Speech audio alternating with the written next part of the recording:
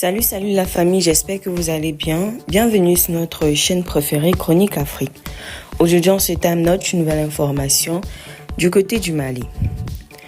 Après l'attaque des terroristes maliens à Tizaouten et sa revendication par l'ambassadeur ukrainien à Dakar et par le chef des renseignements ukrainiens, le Mali et le Niger ont rompu leurs relations diplomatiques avec Kiev, accusant ce pays d'être un de ses parrains du terrorisme international.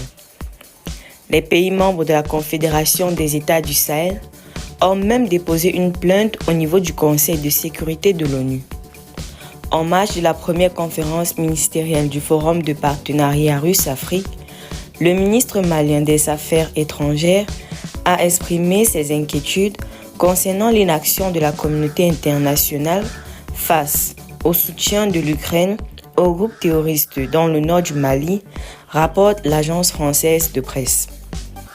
Lors de la première conférence ministérielle du Forum de partenariat russe-Afrique à Tchoti, 10 novembre 2024, le ministre malien des Affaires étrangères Abdoulaye Diop a exprimé dans un entretien aux médias russes RT ses préoccupations concernant la lente réactivité de la communauté internationale face aux accusations portant sur le soutien de l'Ukraine aux groupes terroristes opérant dans le nord du Mali.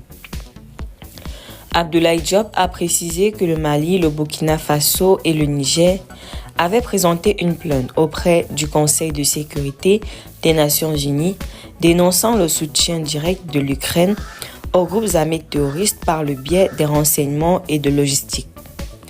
Le ministre a déploré l'absence de réaction du Conseil de sécurité, malgré la gravité des accusations. Nous savons que la Russie soutient notre démarche, mais nous n'avons entendu personne, a-t-il déploré, remettant en question la légitimité de l'action internationale.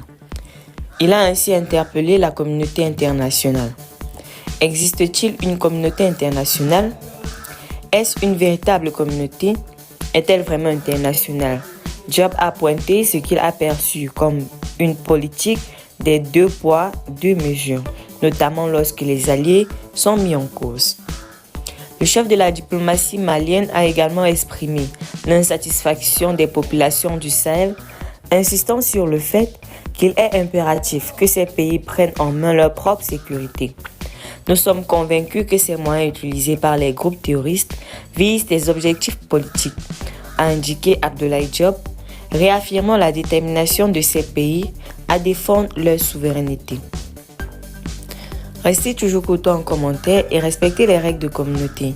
N'hésitez pas de liker la vidéo, de la partager et surtout de vous abonner.